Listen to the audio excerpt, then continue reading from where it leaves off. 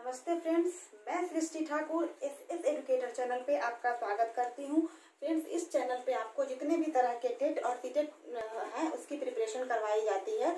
और इससे पहले वाला जो टॉपिक है कॉन्सेप्ट ऑफ डेवलपमेंट, उसकी भी इसके बारे में भी मैं कुछ बताई हूँ इससे पहले वाले टॉपिक में। और अगर आप लोगों ने वो नहीं देखा है तो फ्रेंड्स, इस ग्रुप में मैं आपको लिंक शेयर कर दूंगी, उस टॉपिक को आप जरूर देखें ताकि आपको आज की क्लासेस भी समझ में आ जाएगी। वैसे फ्रेंड्स, मैं आपको बता दूं ये सीटीपी की जो है ये दूसरी क्लास है और इससे पहले वाले जो पहली क्लास जो थी उसमें हम लोग कॉन्सेप्ट ऑफ डेवलपमेंट के बारे में पढ़े थे। फ्रेंड्स, आज हम लोग जो पढ़ने वाले हैं कॉन्सेप्ट ऑफ डेवलपमेंट का ही जो दूसरा टॉप पॉइंट है वो है डायमेंशंस ऑफ डेवलपमेंट। उसके बारे में आज हम लोग पढ़ने वाले हैं। तो फ्रेंड, डायमेंशंस ऑफ डेवलपमेंट होता क्या है, विकास के आयाम। तो फ्रेंड, डायमेंशंस जो है वो मतलब बहुत सारे टाइप्स के, जैसे आपका फिजिकल डेवलपमेंट हो गया, मेंटल डेवलपमेंट हो गया और लैंग्वेज डेवलपमेंट हो गया, उसके बाद कॉग्निटिव डेवलपमेंट हो गया। इस तरह से बहुत कुछ डेवलपमेंट है जिसे हम लोग डायमेंशंस ऑफ डेवलपमेंट के नाम से जानते हैं। फ्रेंड्स, आज हम लोग एक एक करके उसके बारे में पढ़ेंगे। तो सबसे पहले हम इसका टॉपिक देते डायमेंशंस ऑफ डेवलपमेंट। फ्रेंड्स, इसको हिंदी में हम लोग बोलेंगे विकास के आयाम। विकास के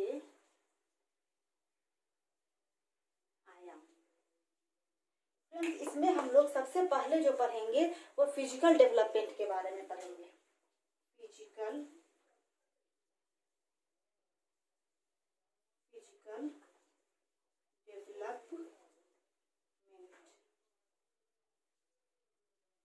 डेवलपमेंट। फिजिकल यानी कि फिजिकल से समझ में आ रहा है शारीरिक विकास।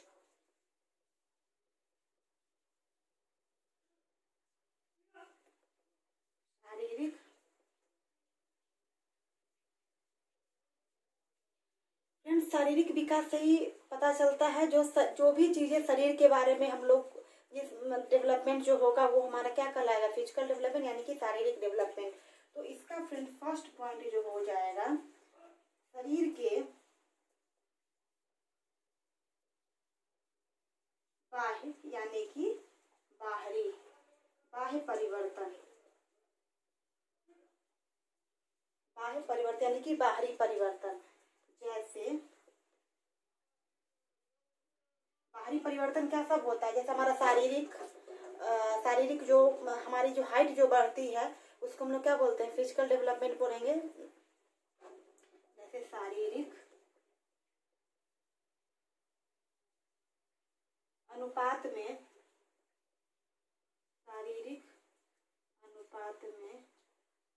वृद्धि इत्यादि।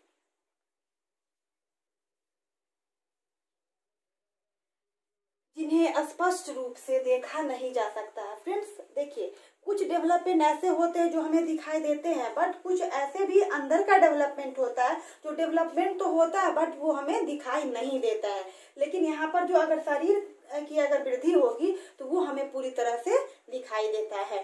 तो इसके अलावा शरीर के बाह्य परिवर्तन के अलावा आंतरिक परिवर्तन भी होता है, जो आंतरिक परिवर्तन हमें दिखाई नहीं देता है बट वो भी परिवर्तन होता है और वो भी शारीरिक डेवलपमेंट में ही, फिजिकल डेवलपमेंट में भी वही आएगा। इसके अलावा जो है इत्यादि जिन्हें बाहरी रूप से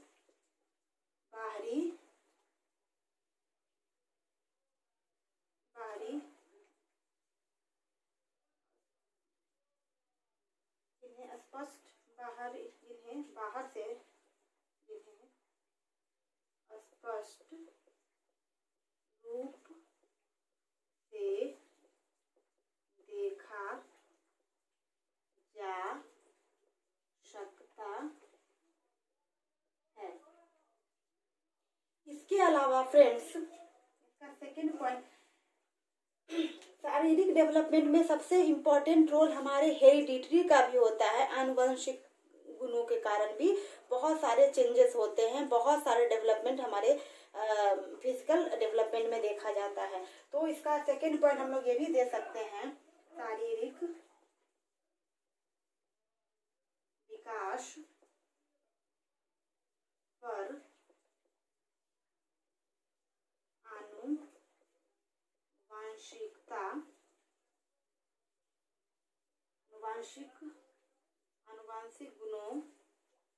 आनुवांशिक गुणों का प्रभाव भी देखा जाता है।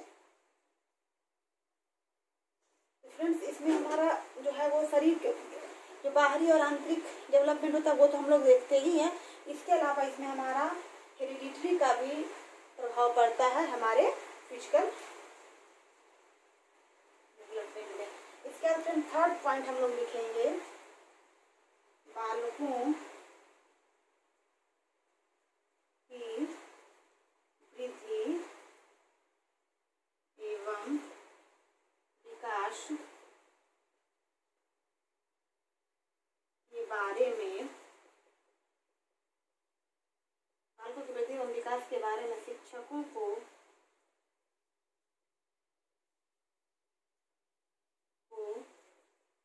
जानकारी होनी चाहिए,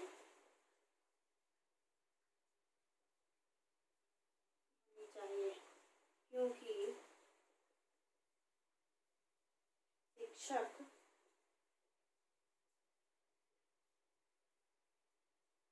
तभी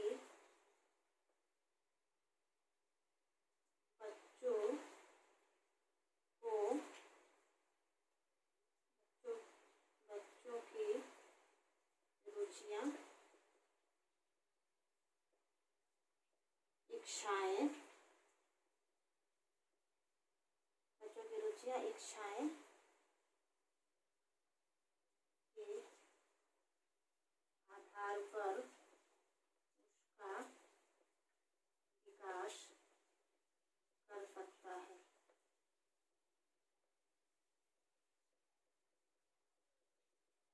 फ्रेंड्स देखिए, हम सभी लोग भविष्य के शिक्षक हैं, शिक्षक बनने जा रहे हैं, इसलिए ये बहुत ही इम्पोर्टेंट है जो शिक्षकों को इसकी जानकारी होनी चाहिए कि किस बच्चे में किस तरह का डेवलपमेंट ज़्यादा हो रहा है, किस बच्चे में किस तरह की डेवलपमेंट कम हो रही है।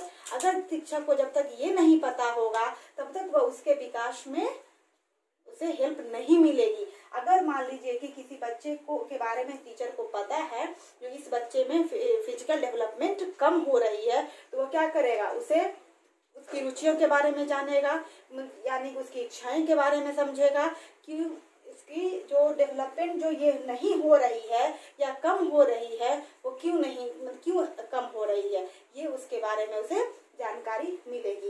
इसके बाद फ्रेंड्स सेकंड जो है वो है मेंटल डेवलपमेंट, मेंटल यानी कि मानसिक डेवलपमेंट, मेंटल डेवलपमेंट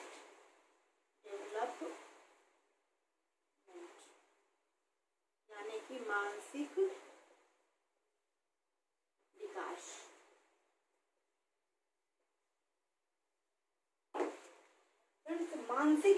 मानसिक विकास से ही हमारा तात्पर्य है जो हमारा इसमें बच्चे का क्या होगा, माइंड ज़्यादा बच्चे का काम करेगा, माइंड का डेवलपमेंट ज़्यादा होगा। यही मेंटल डेवलपमेंट जो होता है ये भी कुछ बच्चे में बहुत ज़्यादा होता है, तो जिसे हम लोग श्रेष्ठ बुद्धि बोलते हैं, और यही विकास जो जिसमें कम होता है उसे हम लोग क्या बोलते हैं, 0 से 26 तक जो होता है उसे हम लोग बिलो की गिनती में लाते हैं, उसे हम लोग क्षीण बुद्धि बोलते हैं। तो फ्रेंड्स इसका जो फर्स्ट पॉइंट होगा वह होगा मानसिक विकास, मानसिक विकास यानी कि मेंटल डेवलपमेंट से बच्चे अपनी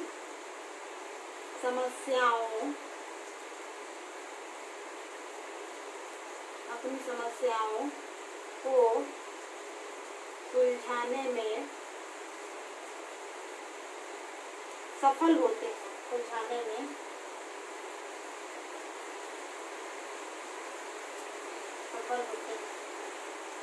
समस्याओं, यानी कि फ्रेंड्स कुछ बच्चे को देखोगे जो क्लास में वो क्या करेगा, फ्रेंड से झगड़ा कर लेगा, फिर वो टीचर के आते आते वह उसको सॉर्ट आउट भी कर चुका होता है, तो वो क्या होता है, वो अपनी समस्याओं को सुलझाने में वो सफल होता है। बट कुछ बच्चे जो बहुत ही वीक होते हैं, उसे उनके सामने अगर समस्याएं आती हैं तो उसे या तो पेरेंट्स को या टीचर्स को उनकी समस्याओं को क्या करना पड़ता है, खत्म करना पड़ता है। इसके बाद इसका जो नेक्स्ट पॉइंट है वह है तो मेंटल डेवलपमेंट में तो फर्स्ट पॉइंट इसका मैं लिखवाई थी, मानसिक विकास से बच्चे अपनी समस्याओं को सुलझाने में सफल होते हैं। यानी कि बच्चे क्या करेंगे, कुछ ऐसे शैतान बच्चे होते हैं जो क्लास में झगड़ा भी कर लेते हैं और टीचर के आते आते उसे अपना सॉर्ट आउट भी कर लेते हैं। और इसके जैसे आपका इसमें जैसे बच्चे क्या होता है, कल्पना करना, यानी कि जैसे बच्चे को मैं प्रोजेक्ट दी कुछ बनाने के लिए, तो वो क्या करते हैं, मैं बच्चे को प्रोजेक्ट दे दी जो आप इसे अपने हिसाब से बनाना, तो वो क्या करेंगे, कल्पना करेंगे, उसका अवलोकन करेंगे, तब उसको अपने तरीके से उसको बनाएंगे। यानी कि तो ये हो जाएगा कल्पना करना। इसके बाद इसी में पॉइंट आपका आ जाएगा अवलोकन, अवलोकन करना। इसके बाद अवलोकन करना और इसी में आपका आ जाएगा विचार विमर्श करना, विचार विमर्श, विचार विमर्श करना। इसके बाद अगर उनके सामने प्रॉब्लम आते हैं तो क्या करते हैं, प्रॉब्लम को सॉर्ट आउट भी करते हैं, यानी कि समस्या समाधान करना, समस्या समाधान करना इत्यादि।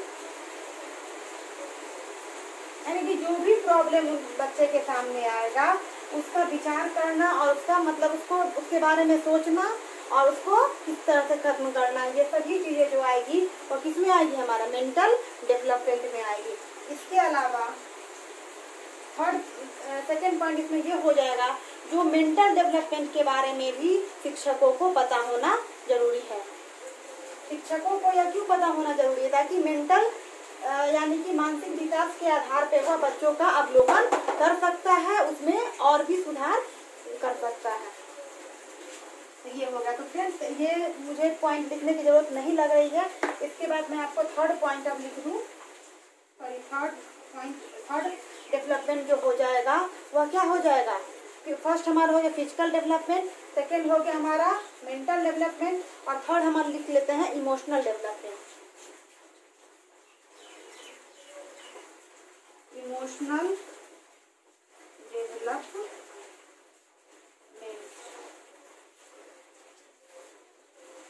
इमोशनल यानी कि इमोशन यानी कि संवेग, तो इसका हिंदी क्या हो जाएगा, संवेगात्मक विकास या सांवेगिक विकास भी से हम लोग बोल सकते हैं।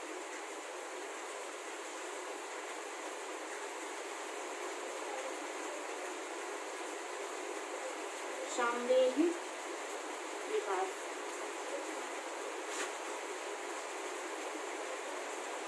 तो इमोशन में क्या सब होता है, डर, भय, क्रोध, ये सब जो होता है ये सब हमारे इमोशन में आते हैं। खुशी, गम, ये सब जो होता है ये सब हमारे इमोशन के अंदर आते हैं। तो ये भी विकास बच्चे में होता है और ये सब विकास जो है, ये सब डेवलपमेंट जो होता है हम सभी के अंदर होता है। और बच्चे में ये देखा जाता है जन्म से ही जन्म जिसमें होता है उस समय उसके अंदर अलग तरह के संवेग होंगे, फिर जैसे जैसे वो बच्चा बड़ा होगा उसके अंदर संवेग भी चेंज होते जाएंगे। तो इसका इमोशन मीन्स होता है हमारा संवेग। तो संवेग का अर्थ ही होता है क्या, घृणा, दया, गुस्सा, ये सब हमारे किसमें आ जाएगा, संवेग में। तो फ्रेंड इसमें हम लोग फर्स्ट पॉइंट लिख लेते हैं, जो संवेग आयु बढ़ने के साथ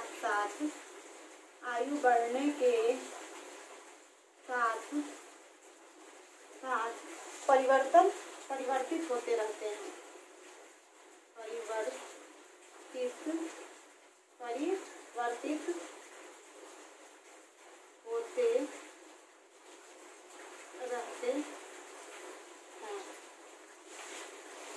तो फ्रेंड्स संवेग जो होता है वह क्या होता है, वह चेंज होते रहता है। जैसे जिस समय बच्चा जन्म लेता है, जिस समय बच्चे का जन्म होता है, उस समय उसमें 2 तरह के संवेग सबसे ज्यादा होता है, जैसे रोना और हंसना। अगर उसे कोई चीज अच्छी लगी तो वह हंसेगा, और अगर उसे कोई भी चीज अच्छी नहीं लगी तो वह रोएगा। लेकिन जैसे जैसे वह बड़ा होगा उसमें क्या होगा, एक परिवर्तन और उसमें देखने को मिलेगा कि वह जिद करना शुरू कर देता है। ठीक, तो इस तरह से जैसे जैसे बच्चे बढ़ते हैं, बड़े होते हैं, जैसे जैसे उनकी एज बढ़ती है वैसे वैसे उसमें परिवर्तन होना शुरू हो जाता है। तो फ्रेंड इसका सेकंड,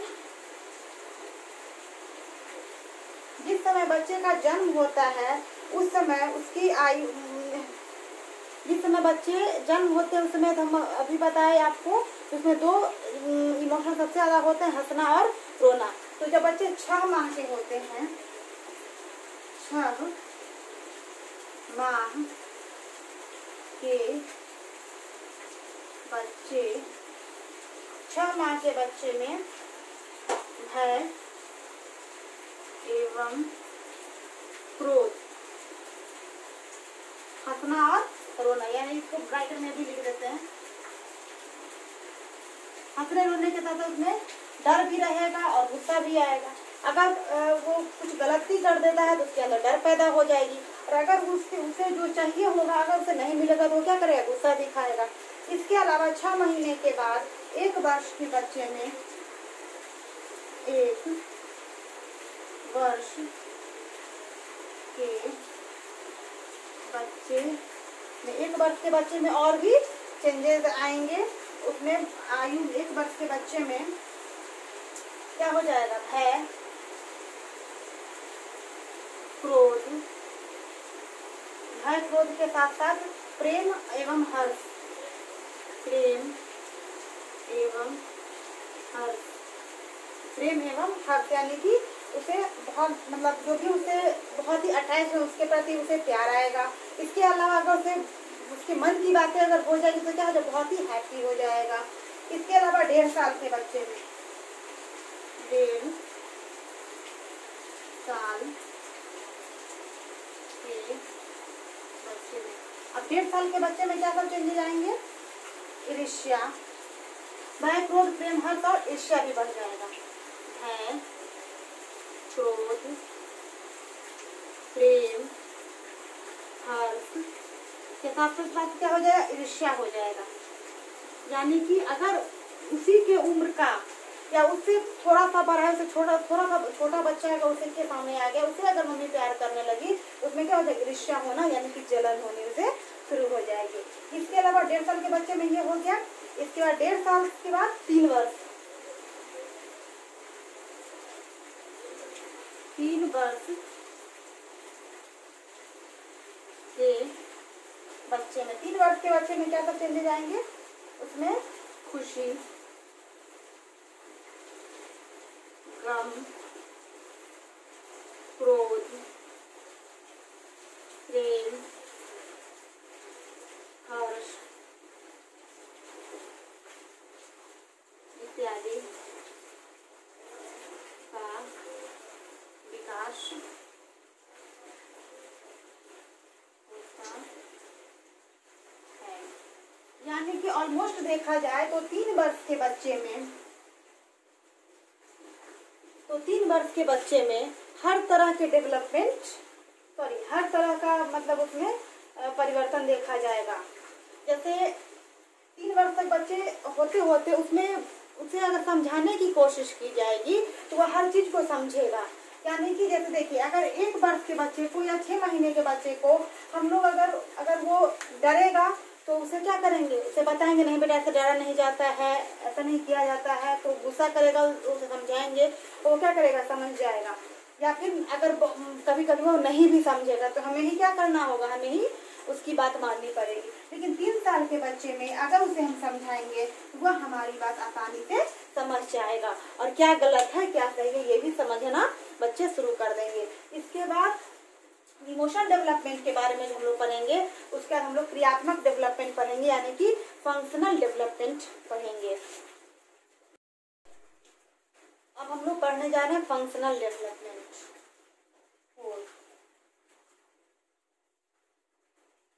फंक्शनल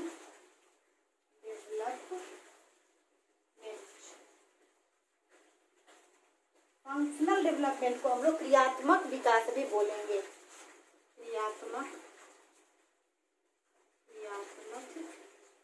विकास।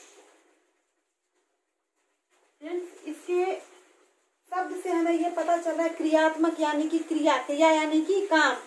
जैसे बच्चे में क्या योग्यता होती है और उसके अंदर मतलब क्या अलग करने की क्षमता है, उसके बारे में अगर हम लोग जो जानेंगे वो हमारा क्या हो जाएगा, फंक्शनल डेवलपमेंट यानी कि क्रियात्मक विकास। तो इसका पॉइंट जो होगा यानी कि क्रियात्मक विकास,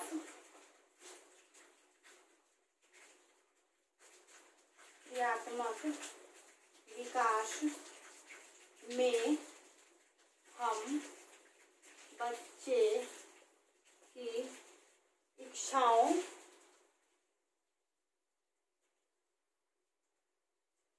योग्यताओं,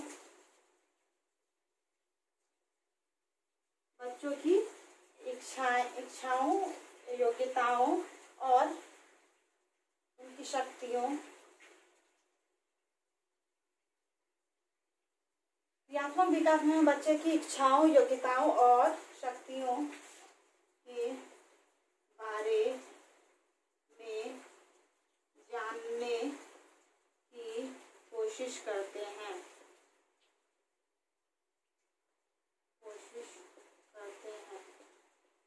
तो एक टीचर को क्रियात्मक विकास, बच्चे में कौन कौन सा क्रियात्मक विकास है, जैसे कि क्लास में कोई बच्चे ड्राइंग बहुत अच्छा करते हैं, कोई बच्चा स्पीकिंग बहुत अच्छा करता है, कोई बच्चा जॉगिंग बहुत अच्छा करता है, कोई बच्चा कबड्डी बहुत अच्छा खेलता है, कोई बच्चा वॉलीबॉल अच्छा खेलता है। यानी कि हर एक बच्चे में हर एक गुण नहीं होगा और हर एक बच्चे में हर एक क्रिया नहीं कर सकते हैं बच्चे, और अलग अलग बच्चे में अलग अलग क्रियात्मक विकास देखा जाता है। तो ये भी टीचर को जानना बहुत जरूरी होता है, ताकि जो बच्चे जिस फील्ड में अच्छा करते हैं उन्हें उसी में मोटिवेट करने के लिए और उसमें बच्चे को और आगे बढ़ाने के लिए टीचर में बच्चों के लिए क्रियात्मक विकास के बारे में जानकारी बहुत जरूरी होती है। इसके बाद इसका सेकंड पॉइंट होगा, इसके कारण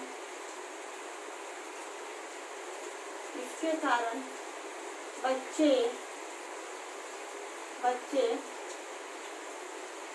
में आत्मविश्वास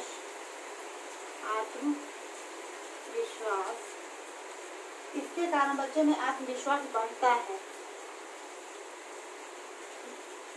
फ्रेंड्स, अगर हम लोग कोई बच्चा अगर कबड्डी बहुत अच्छा से खेलता है, अगर उसे हम क्रिकेट के प्रति उसे रुचि बढ़ाना सिखाएंगे तो क्या क्रिकेट वो अच्छी तरह से खेल पाएगा? नहीं खेल पाएगा।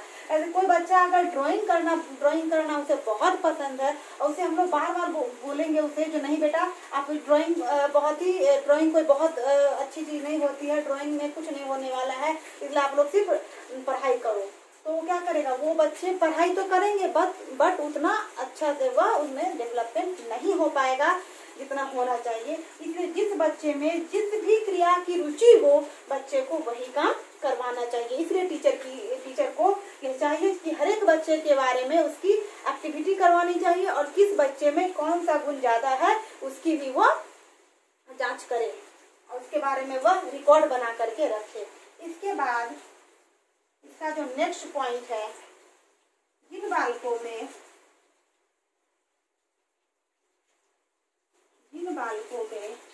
क्रियात्मक विकास ज्यादा होगा,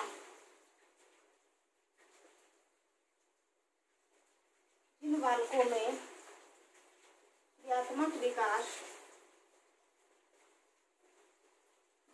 में क्रियात्मक विकास ज्यादा होगा वह बच्चा क्या करेंगे? बहुत आगे तक जाएंगे। बट जिन बच्चों में क्रियात्मक विकास सामान्य से कम होगा वह बच्चा क्या हो जाएंगे? क्षीण बुद्धि वाले हो जाएंगे। जिन बालकों में क्रियात्मक विकास कम होगा, सामान्य से कम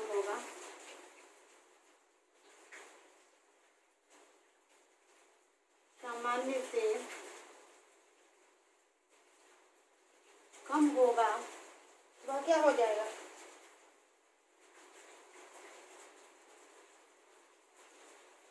जिन बालकों में क्रियात्मक विकास सामान्य से कम होगा उन्हें स्पेशल एजुकेटर की जरूरत पड़ेगी। उन्हें विशेष प्रशिक्षण देने की जरूरत पड़ेगी, उन्हें विशेष प्रशिक्षण देने की जरूरत पड़ेगी। जिन बच्चे में आत्मविश्वास ज्यादा होगा वो तो ऑटोमेटिकली सब कुछ कर लेंगे, बट जिन बच्चे में ये कम होगा उसे क्या होगी, स्पेशल प्रशिक्षण की, स्पेशल ट्रेनिंग की जरूरत होगी। इसके बाद हम लोग नेक्स्ट जो पढ़ेंगे वह पढ़ेंगे किसके बारे में, लैंग्वेज डेवलपमेंट के बारे में, भाषाई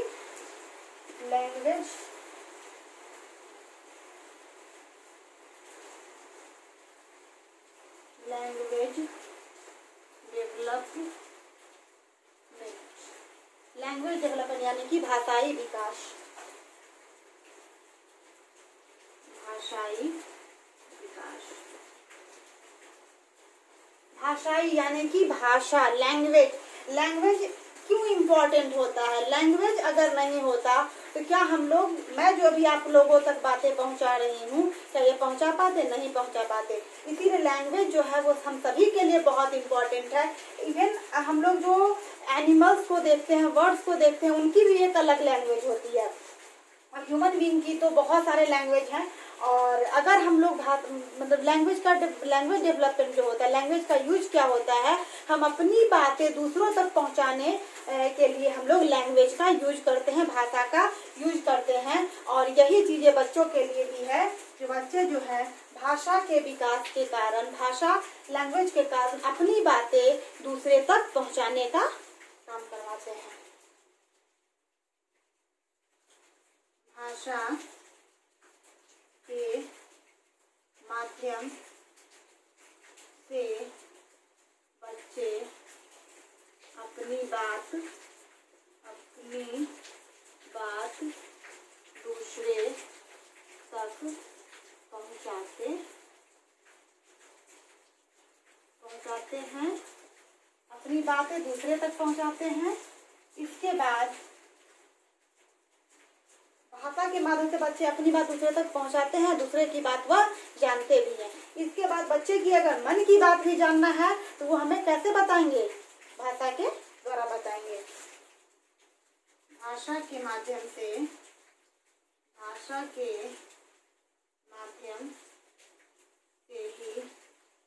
बच्चे अपने मन की बात बताते हैं, इसके बाद लैंग्वेज जो होता है वो मतलब साइन लैंग्वेज भी होता है। बच्चे क्या करते हैं, इशारा से दूसरे तक बात पहुंचाते हैं। टेलीकम्युनिकेशन होता है, यानी कि फोन से भी एक दूसरे से अपनी बात लोग क्या करते हैं, एक से दूसरे जगह अपनी बातों को पहुंचाते हैं। इसके अलावा भी बहुत लैंग्वेज डेवलपमेंट जो होता है वो लिख करके बताते हैं, बोल करके बताते हैं और इशारे से बताते हैं। इसके अलावा भाषा के बारे में एक चीज और है, जो भाषा जो होता है वह क्रमिक होता है, क्रम में होता है। भाषाई विकास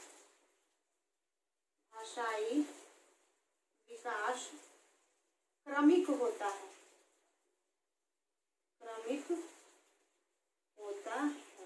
क्रमिक कहने का अर्थ होता है यानी कि क्रम में।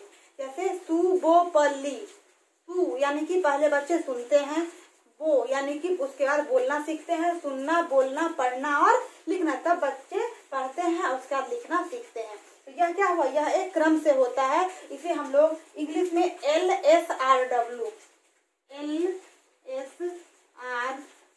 के नाम से भी जानते हैं। Listening, speaking, reading and writing.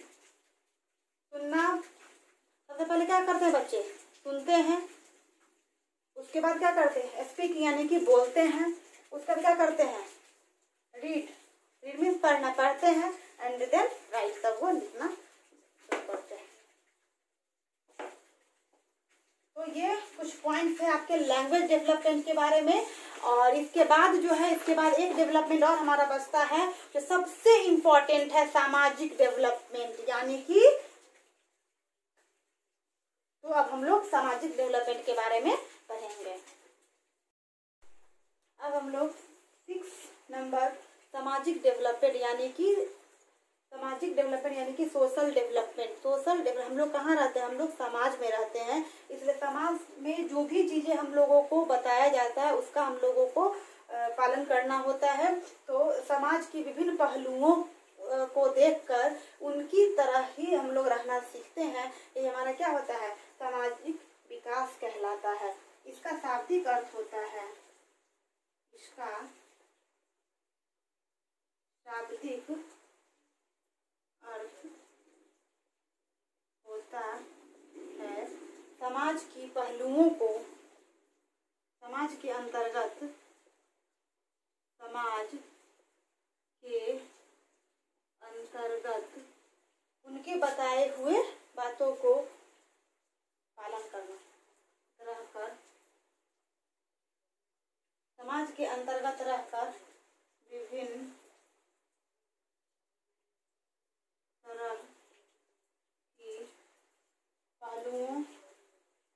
तरह की पहलुओं यानी कि विभिन्न तरह के कस्टम्स, कल्चर, ये सबको सीखना। विभिन्न तरह के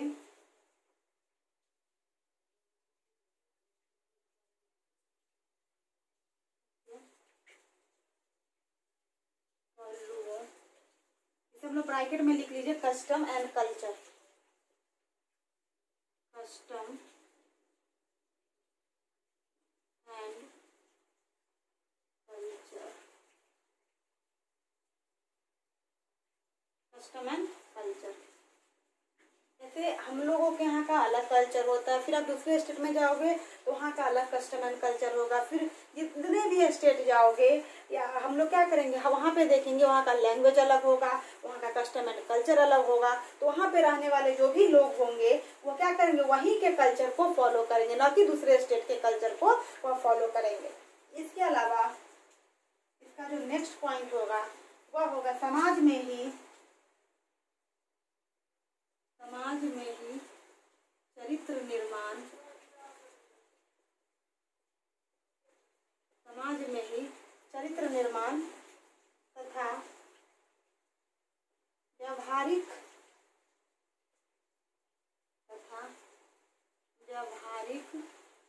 बातों को सिखाया जाता है।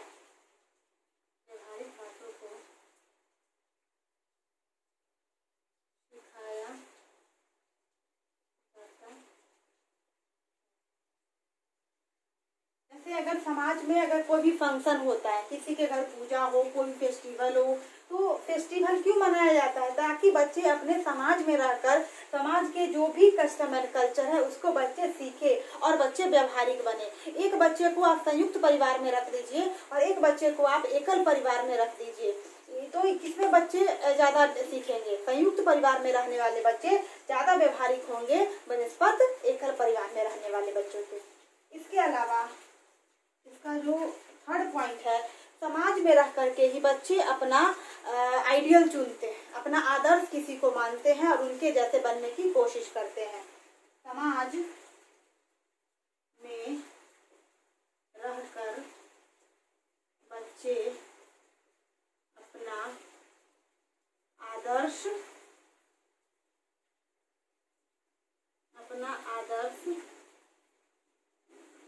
खोजते हैं या उनके जैसे बनने की कोशिश करते हैं, या उनके जैसे बनने की कोशिश करते हैं। तो फ्रेंड्स, ये कुछ डायमेंशंस ऑफ डेवलपमेंट थे, विकास के आयाम थे, जिसके बारे में हम लोगों ने आज पढ़ा है। आगे हम लोग अब विकास की विभिन्न अवस्थाओं के बारे में पढ़ेंगे। नेक्स्ट टॉपिक जो हमारा होगा, विकास की विभिन्न अवस्थाएं। विकास की विभिन्न अवस्थाएं, जैसे आपका शैशवावस्था, किशोरावस्था, प्रौढ़ावस्था, ये जितने भी तरह के अवस्थाएं हैं उसके बारे में हम लोग पढ़ेंगे नेक्स्ट टॉपिक में। और आज के लिए फ्रेंड्स इतना ही। इससे जितने भी मैं आज पॉइंट्स लिखवाई हूँ उसे आप लोग नोट करके अपना नोट्स बना लीजिए, ताकि एग्जाम के समय में आपको इसे बहुत हेल्प मिल सके। फ्रेंड्स, जो भी चीज़ें मैं बताई हूँ ये बहुत बहुत बहुत ही इम्पोर्टेंट है, इसे जरूर पढ़ें और उसके बाद जब एग्जाम देने जाइएगा तब आपको पता चलेगा जो ये कितना इम्पोर्टेंट है। फ्रेंड्स, आज के लिए इतना ही, धन्यवाद।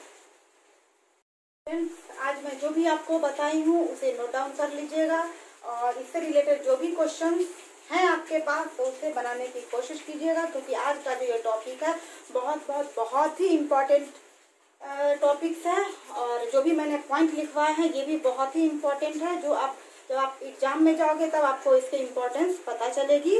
फ्रेंड्स, इसके साथ ही आज के टॉपिक को मैं यहीं पे ख़त्म करती हूँ और इसके अलावा आप लोग से रिक्वेस्ट है आप हमारे चैनल को लाइक, शेयर और सब्सक्राइब जरूर करें। Thank you.